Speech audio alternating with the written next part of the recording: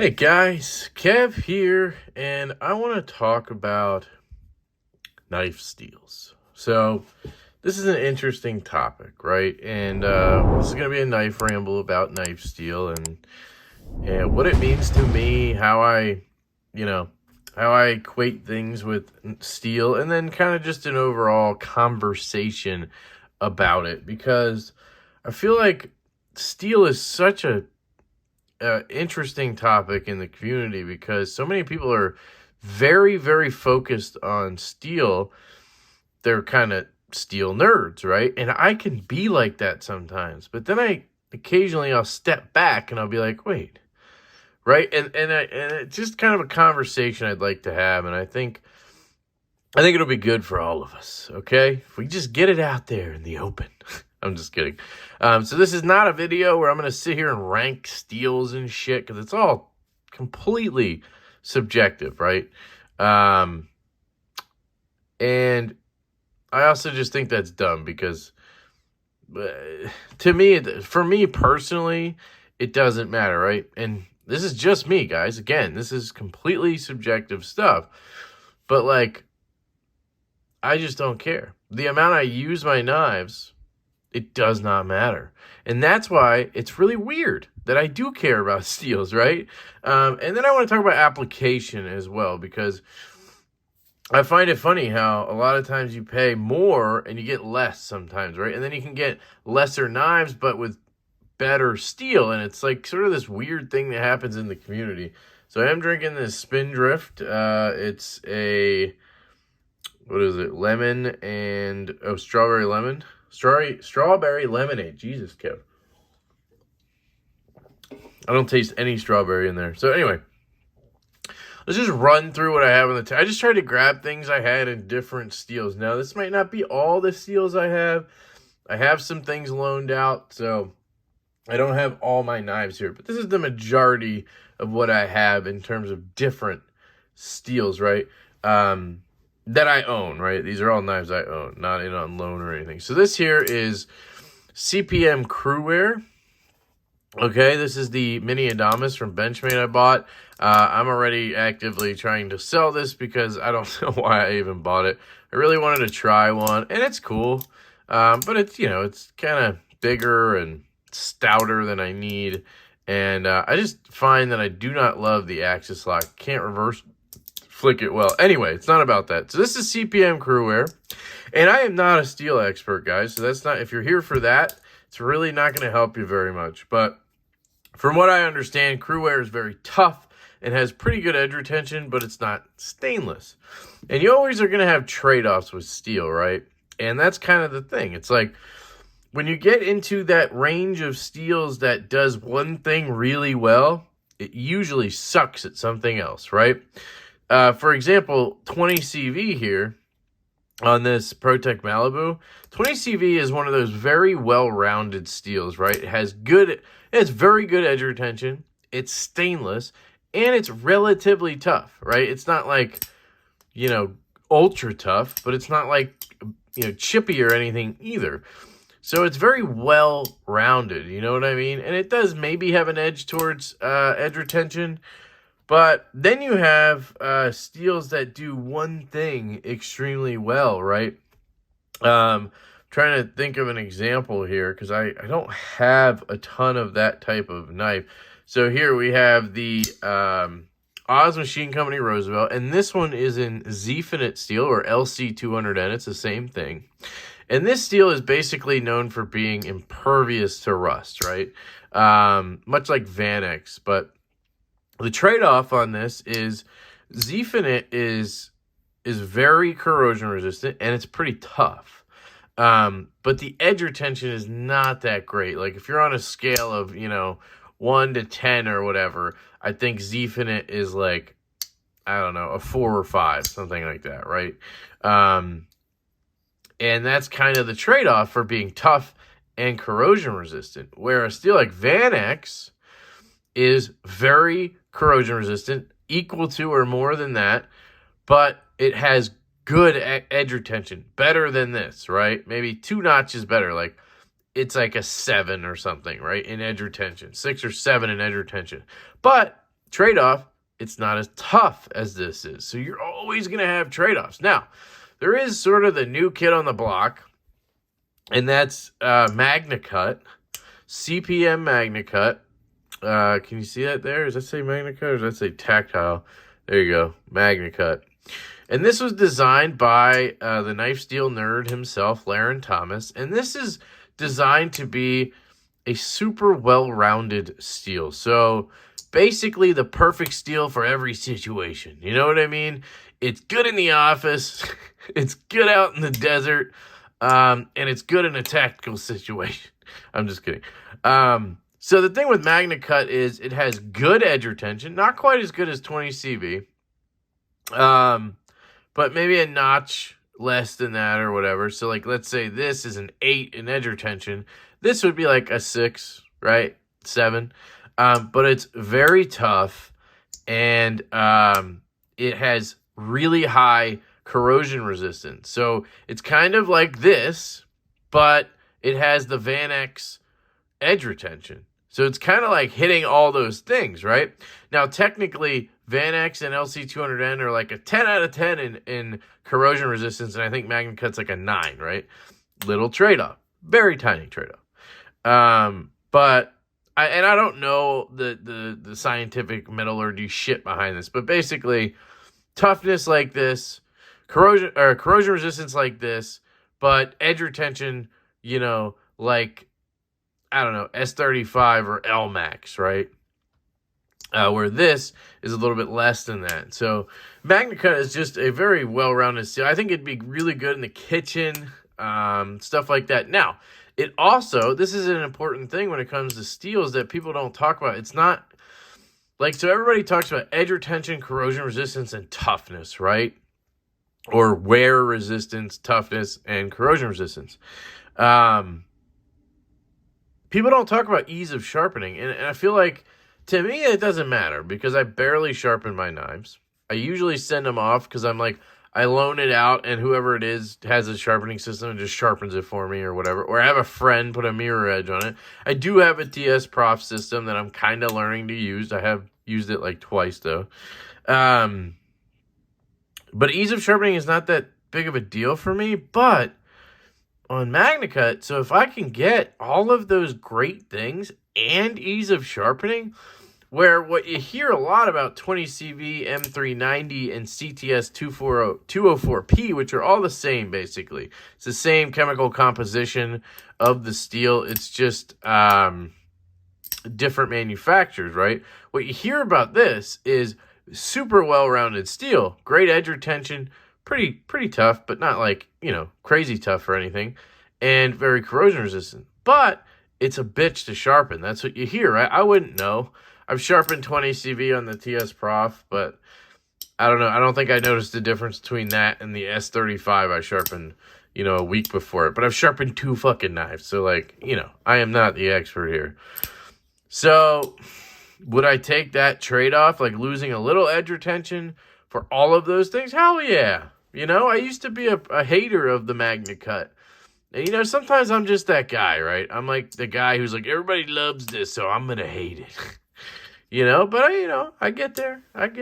Anyway, so that's Crewwear. That's Zfinite steel or LC200. This is what you would call surgical stainless. And it doesn't actually say on there, which means it's surgical stainless, which means it's basically capable of taking a decently sharp edge like one time. And then it's basically dog poop. Like, you just can't even get it sharp. You know what I mean? Just, this is not heat treated properly. This is not like, there's a lot of things that go into having good performing steel. And that's one of the things I wanted to talk about, right? This one here is an M390. This is the Jack Wolf Knives Sharpshooter Jack. I have 3 of these. It's so good, guys. Love this knife. But it's basically the same steel as 20CV, just a different company makes it, if that makes sense. It's like getting Heinz ketchup and getting, you know, store-bought ketchup. You know, it's just a different manufacturer, but it's basically the same product. Even though ketchups maybe taste a little different, but it's the same thing, right? I don't know, whatever. Anyway, And then you have here, this is an example of something I want to talk about. This is a Gavco Custom Nurse, right? This is made by hand by Gavco in a shop in Florida, right? This is the Ferrum Forge Knife Works Stinger. This is made in China by a production company called Wee Knives or Civivi. And these are both in Nitro V steel, right? And Nitro V is very popular with makers these days because I think it's a good one that it's easy to work with. It's easy to heat treat. And it's a pretty well-rounded performing steel, right? The edge retention isn't fantastic, but it's decent, right? It's good. And it's corrosion resistant, and I guess it's tough. I'm not sure, but I've seen it on a lot of fixed blades, so I'm guessing it's relatively tough. It's a little bit of a newer steel, so people like it, whatever. But you'll see a difference between this knife and this knife in performance probably, right? Now, Wee does a pretty good job with their heat treats and grinding and everything, so maybe you won't. But more than likely, when you get a custom knife like this, it's going to be properly heat treated, maybe by the maker himself or by a company here in the U.S. that does heat treats for people. There's companies out there that's what they do. They take steel and they heat treat it for knife makers or maybe other things too, not just knife makers.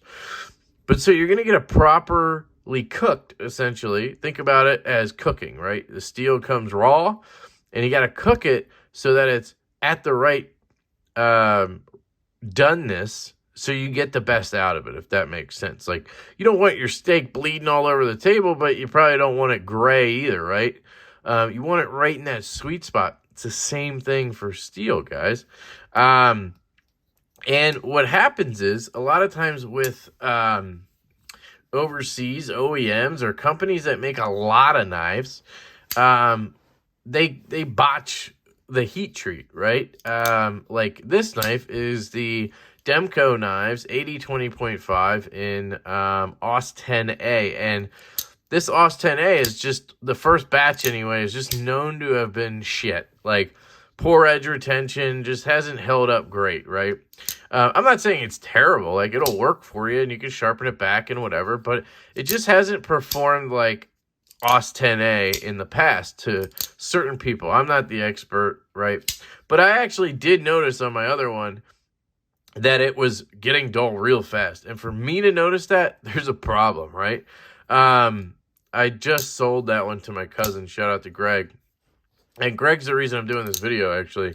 We've been talking all day. He's just getting into knives, or just kind of getting deeper into knives. And we had a fun conversation about steel, and I kind of just wanted to talk about it.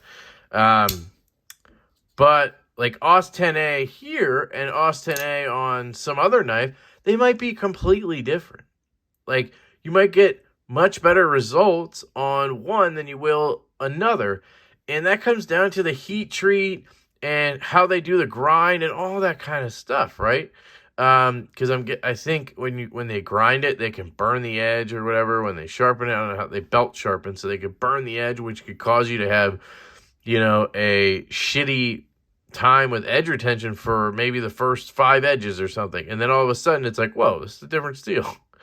Again, not the expert, but I'm just saying it's going to be better to get one like this. This is a hand ground hollow grind from Brown Knives in CPM 154, right? Versus this, which granted these are not the same steel, but this is 154 CM.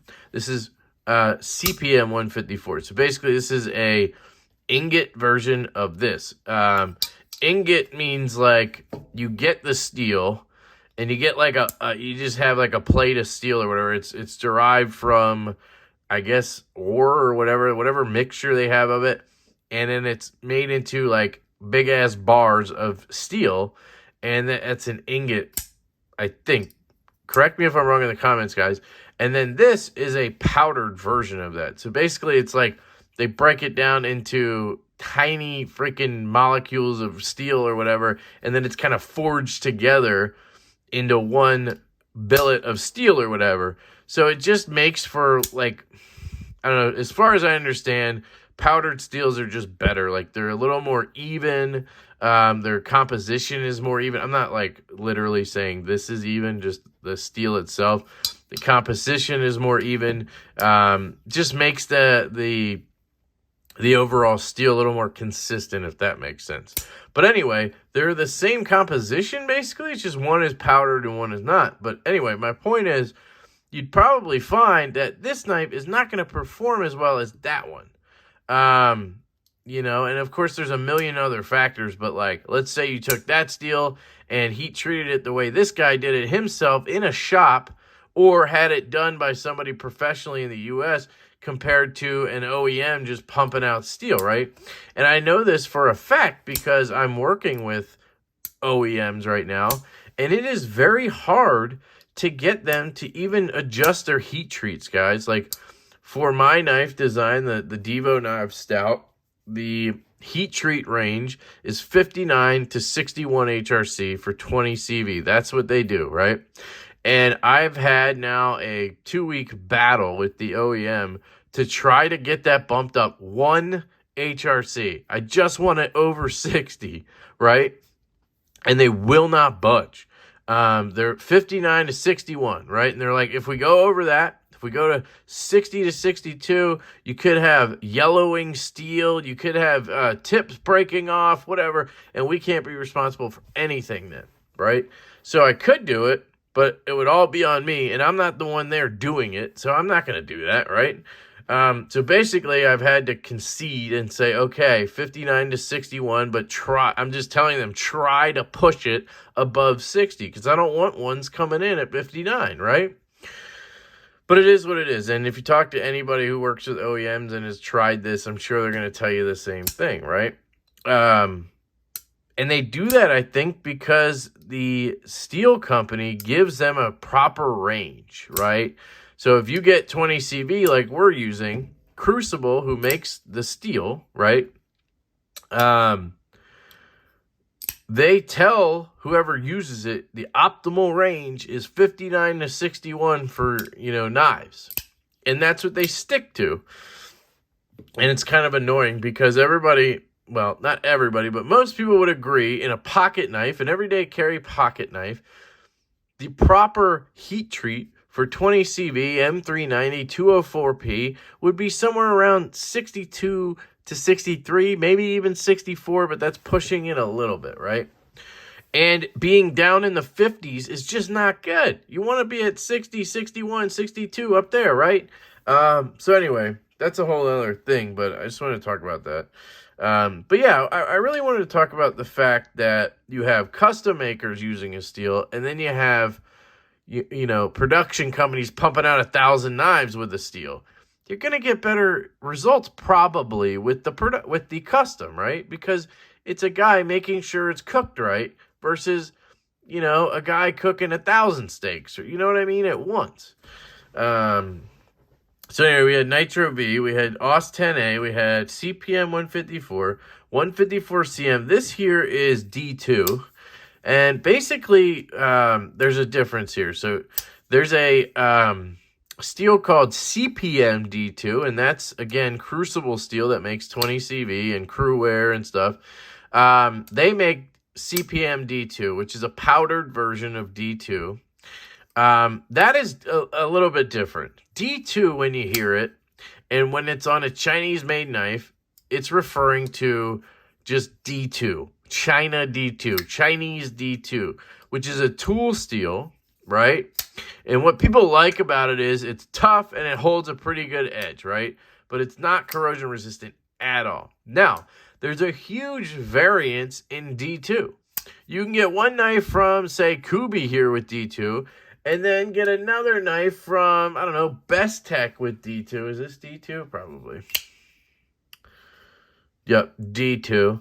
And then you can get another knife from, I don't know, I don't keep D2 knives really, so I have two, because they have some, you know, sentimental reason to me, and I love this knife. I wish it was a different steel though. But basically what D2 is, as far as I understand, and you guys can correct me if I'm wrong, but from what I understand, D2 is just like whatever tool steel they have in China that week, right? It's just like whatever tool steel they get, because I don't know, this company just pumped out a bunch of this tool steel for some other manufacturing purpose, and they had this left over, or this place shut down and they have a bunch of this tool steel laying around from parts or machines or whatever. So let's use that. Whatever tool steel is laying around, that's what you get, and that's D2. So, like, you could maybe get really good D2 sometimes. It's really like fucking M4, right? But then other times you get D2 and it's like 8CR. And you're like, what the hell's going on here? Regardless, it's going to be a tool steel. It's not going to be very corrosion resistant. But there's just a huge variance, I think, in China D2. So that's kind of the point there that I was getting at. Maybe I'm wrong. I don't know. And then the new sort of hot shit in the budget world, in terms of what they're using, it's not new, is 14C28N. 14C28N is a Sandvik steel. So, real quick, there's a few major companies that make steel, right? There's Crucible that I mentioned in America. There's Carpenters. They're in America, right? So that's your CPM and your CTS. CPM stands for Crucible Particle Metallurgy. CTS stands for Carpenter, I actually don't know. Carpenter Tool Steel, Carpenter Technology Steel. I have no idea what the T stands for, or the S. Could be something else. Anyway, CTS, Carpenter. Then you have, in Austria, you have Bowler. And they make M390. They're one of the biggest, right? They make M390, N690. I'm pretty sure they make Van X. They make LMAX. Then you have Sandvik in, at least, I don't know if the company's called Sandvik, but I'm pretty sure they are. Sandvik Steel out of Sweden, pretty sure. And they make 14C28N. They make 1227N, I think it is. 12C27, I think it is. 12C27. There's no N on that one, I think. Anyway, they make those two, and I'm sure they make other stuff as well. And then I'm sure there's others that I'm just not thinking of. Like Nitro V comes from a company, I think in New Jersey. I forget the Atlantic something. I could be wrong about that. But that's where your majority of your steels are coming from, those places, right? I don't know where LC200N comes from. I sort of feel like I've heard it's from Sweden somewhere or Switzerland. But it's also called LC200N Zfinit. I believe it was manufactured for NASA originally. And then AUS-10A, that's the other one. AUS-10A, AUS-8, whatever. I believe those are Japanese steels. And I don't know if there's a particular company, if AUS is the company or not. There's also ZDP 189. I believe that's Japanese as well.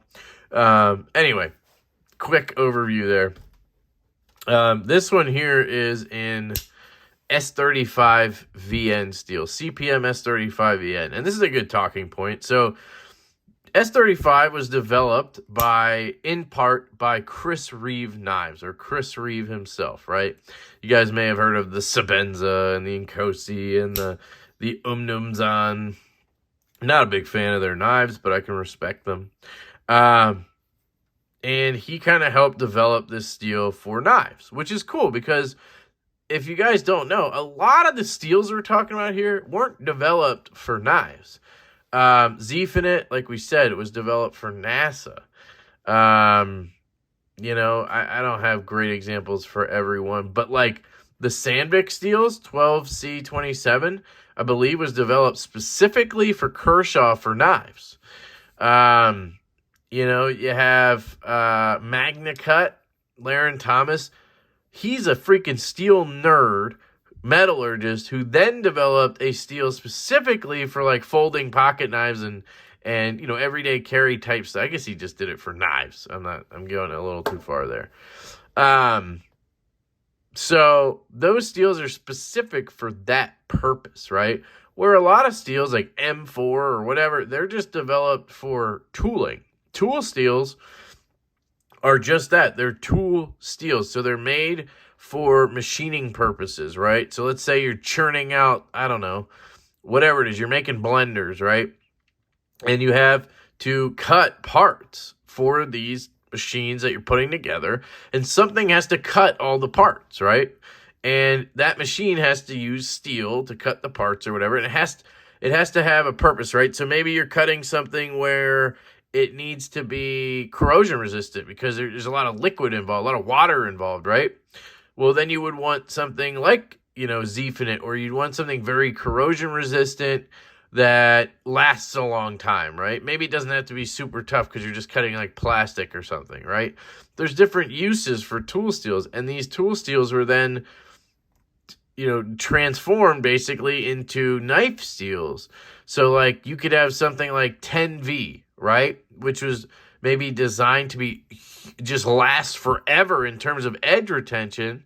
And it's very tough, but it's not, I'm pretty sure it's tough, but it's not corrosion resistant at all. So maybe it was used in a very dry environment to cut things dry or whatever. But then somebody was like, dude, we could use that on knives, right? Great edge retention. You just got to coat it so that way you can't rust it. Boom, problem solved. So I just think the whole thing is kind of cool. And I don't think when you get into knives, you think about all this stuff, right? So I just wanted to kind of put it out there for you guys. I wanted to have that discussion about makers doing it and production companies and how we're such snobs, right? Like, but yet I have this knife that was like $800, $900, and I don't care that it's in Nitro V. So Nitro V is basically considered sort of, in production knives, it's considered sort of a budgety steel, right? It's kind of a mid-range budgety steel. You wouldn't really want to pay more than $100 for a knife in Nitro V, right? But then $900, right? So it's like there's this sort of like irony there, I feel like. You have CPM 154. You wouldn't want to pay more than maybe $120 for a knife in 154, yet this is an $800 knife right here. And I love it. And it's in 154. And I will say CPM 154 is like notoriously used in the custom world because it's really easy to machine. And these guys who make knives, they like easy to machine because they don't want to spend hours grinding your knife and shit. And you have to figure most people buying a custom knife aren't going to use the shit out of it. So they use a steel that works really well, has good properties, and is easy to strop back to life. And that's the argument you'll get every time from a knife maker. I don't understand their reasoning for using steel cage bearings, but whatever, or steel bearings. But that's the argument you'll get on that. And I don't really care. That's the thing. I care, but I don't care, right? It's weird. Like, you'll see, I don't have any crazy, like, exotic steels on the table here. I don't buy knives just for the steel, if that makes sense. If I did, I'd have a bunch of PM2s and Para 3s and Spyderco sprint runs because they come out in the coolest steels. But that doesn't do anything for me, right? And maybe it does for you. And that's what I want to hear about in the comments, guys. I want to hear your opinion on this, your outlook on steel. So let's look at it this way. And everybody is welcome to their opinion, right? And you're all right. So what I want to do is just have the discussion. What kind of steel guy are you, right? I'm the kind of guy who goes for the design and the function of the knife first, right? And the steel is kind of a secondary thing, Like, here's an example. I bought this knife. Like I said, it was $800, CPM 154. A week later, I saw he dropped more of them, and that time he had them in 20 CV steel, which is arguably a much better steel, right? And I bought another one, right? I got lucky and was able to get both, but Apple Pay, baby. If you're going to try to get one of these, definitely have Apple Pay because it checks you out like instantly. It's cool. Anyway, I got it, and I was like, what am I doing? Like, why did I get another one just for the steel? And then I was like, well, maybe I'll blade swap them and then sell the one. But look at this. The knife is marked with the number of the knife and then the steel, 154. The other one said 20, right? So I felt weird. I'm like, I'm going to blade swap it, and then what? I gotta add an addendum to the COA that says, oh, change it to 154. Would it really matter long term? No. Would the next owner really care? I'd probably not, because he'd probably just be happy to get one of these, because there's only like 30 of them in the world right now. But I sat there and thought to myself, why? Why am I going to take apart, which I've taken this knife apart a couple of times, but why am I going to take this knife apart and blade swap and have to deal with possible, issues with it, compatibility issues, just because I want that steel, when I've literally cut one package open with this and some paper, because I'm constantly, checking the edge on my knife that I don't use, right? So, like, I kind of sat there and realized to myself, steel doesn't matter all that much to me, because I don't hard use my knives. Like, you know what I mean? This 14C, if every knife I had 14C on it, I'd probably be happy, because 14C has decent edge retention and it's stainless, right? And it's tough enough. It doesn't have any issues with that. The one issue that 14C does have is it scratches easy. If you put a nice satin finish on this, it might scratch easy. But if you don't use your knives all that much, does that part matter? Not really. So I could probably live with 14C or Nitro V on all my knives, right? And I wouldn't know the difference, right? And that's a whole conversation people have. Like, I could have 8CR on all my knives. I'd never know. I'd figure that one out, because that 8CR sucks. But, like, give me a decent steel on everything, and I'd be happy. To me, it comes down to the knife itself, the aesthetic of the knife. Like this Oz Machine Company Roosevelt, it's just absolutely gorgeous. I mean, this could have dog poop steel, and I would still think it's gorgeous. Right? And I do use this, but like you can see, it still has the mirror edge on it from, from Daniel when he, I think, spa treatment did it like 3 months ago. And I think before that, it still had the mirror edge too. So like, I use it when it's in my pocket and I need to do something, I will use it. It's not like a safe queen. I don't have safe queens, right? But at the same time, if I have this knife in the back pocket that costs $90 and something comes up where I got to cut down a box, I'm just going to use this instead of that, right? But if I had to, if this is all I had in the pocket and that situation came up, yeah, I would just use this. But that situation doesn't happen super often, right? Like I had to cut down a big cardboard box this weekend because I had to buy a new lawnmower, and it popped some straps and stuff. So I was happy that I had my stout prototype on me here. I'm testing out the different aftermarket clips, but I was happy I had this on me. And I actually am really happy I had it on me because this is a prototype from Kunwu, and I noticed some things, some issues with the lockup when I was bearing down, cutting through the thick cardboard. I was pushing this all the way over like this. And obviously you don't want that. So it's something they're going to fix on the new prototypes, which we're getting just to get them in case we want to do a version 2 or something like that. We're not switching or anything. And by the way, we're in production with QSP. We paid the deposit the other day. For me, today is April 19th. So it took us 10 days, less than 10 days to get the order in after the pre-order, so I think that's pretty good timing. Anyway, I think that, long story short, for me, as a knife guy, steel isn't the biggest thing. It just isn't. For me, I think aesthetics and action are probably more important. And then when it does come to the performance of the knife, I'm actually more interested in the tip and how and where it's located and what kind of edge I have, as opposed to the type of steel I have. So like the type of steel is like 4th, 5th, 6th on the list of things that I care about on a knife. Like I bought this not even knowing what the steel was. And then I asked afterwards, assuming it was going to be like RWL 34, which is basically 154. And he said Nitro V, and I was pleasantly surprised, right? But I've probably cut like, I don't know, 5 things with this. I've loaned it out to a couple people. They've clearly not cut anything with it either. Like, it's just custom knives, expensive knives are just less likely to be used. Not because we don't want to use them, just because it's just kind of like your common sense kicks in. Oh, I have a $900 knife in my pocket. Oh, I also have this freaking $200 knife with a steel made to, like, I don't know.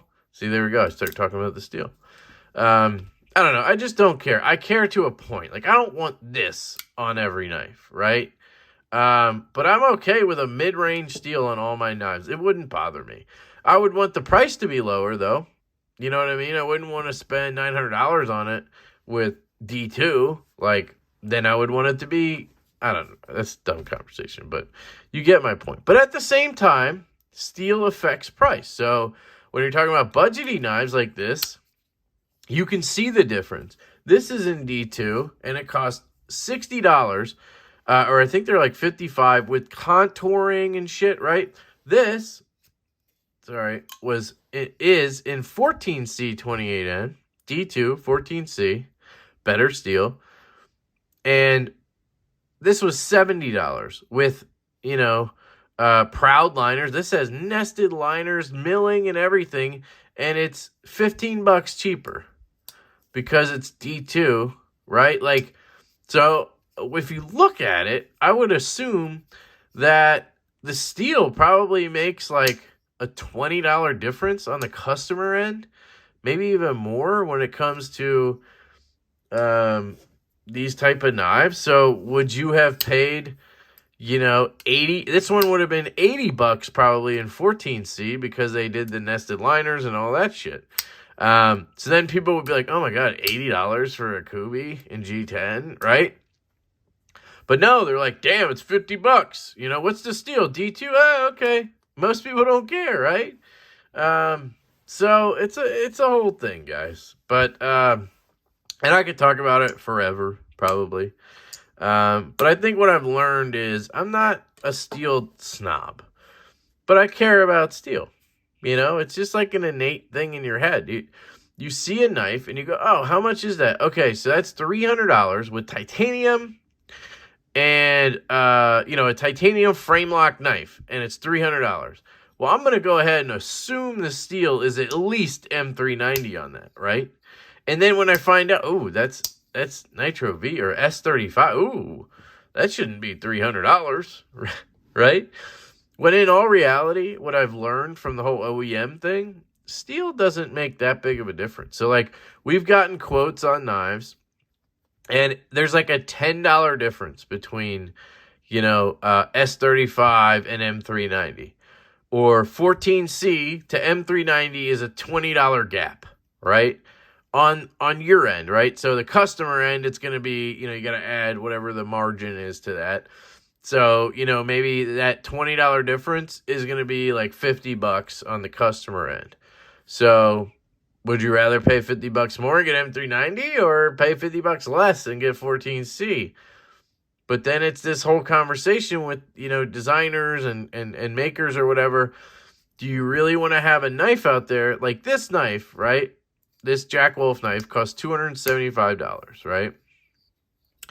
And most of that is because of the hand finish work and the titanium and the micarta and how well finished everything is, right? It's hand assembled. Every part is numbered. It's not just thrown together.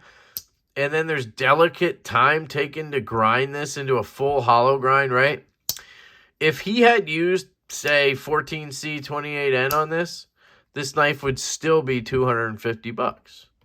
So, like, at some point, as a maker or designer, company, whatever, you have to make that decision where it's like, yeah, people want cheaper, and they say they'll take 14C to save however much, but no, you wouldn't. If he sold this for $250 with 14C, you guys would be in an uproar. Not you guys, but you know what I'm talking about. Those guys. They'd be in a freaking uproar that, oh my God, 14C and it's $250. Well, you wanted it cheaper. The steel doesn't make it that much cheaper at this level, right? when you're talking about this kind of craftsmanship, it's just not that different. The Devo knife style, our knife.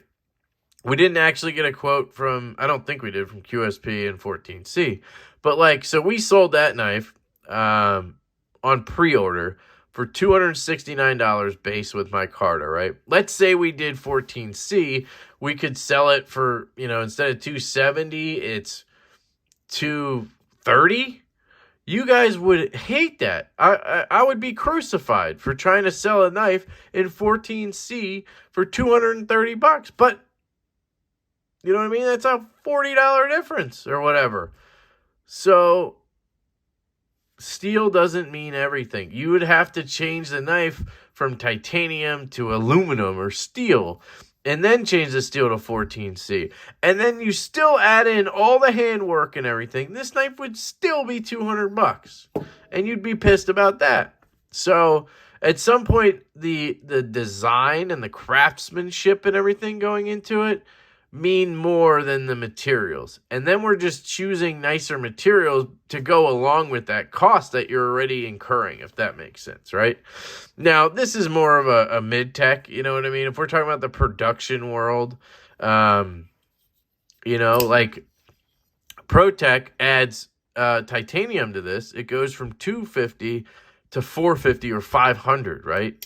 That's a huge difference. But if they change the steel to S45 instead of 20CV, or they change it to Magna Cut instead of 20CV, or even if they did like something cheaper, right? Like let's say they did Nitro V on these. Instead of 260, this would be 230. And you guys, and we would still be like, what? Then we'd be pissed that it's in Nitro V and it costs 230. So everything else going into it matters, right? So just changing the steel doesn't do enough. And in that case, you'd rather pay $30 more and get the better steel, right? Better steel. So I think I've made my dumbass point. The only knife I haven't shown you is the Shadow Ranger from Evitech, and this is in stainless steel. So just like this, it's a very high quality piece of garbage. This is a gas station knife, and it's terrible, and it does not hold an edge, and it comes relatively sharp, maybe, and once that's dull, you're screwed, basically, unless you want to reprofile it, and I don't know. This was a Tactile Knife Co. Bear. I think I named everything else. ProTech Knives SBR, or short-bladed Rockeye. Kvist Blade Works variant PE with custom scales on it. Finch Knife Co. 1929. Kubi KU321 or Royal. And I think I covered all these. Ferrum Forge Stinger. Yeah, I did all that. Okay. Mini Adamas from Benchmade. Brown Knives FSD. Sorry. All right. That's it, guys. I just ranted and raved for 42 minutes. I'm sorry. I apologize you can't get this time back. But that's how I feel about steel. I just wanted to go over it with you. And, yeah. I love you guys. Hope you have an absolutely fantastic day. And I will catch you later.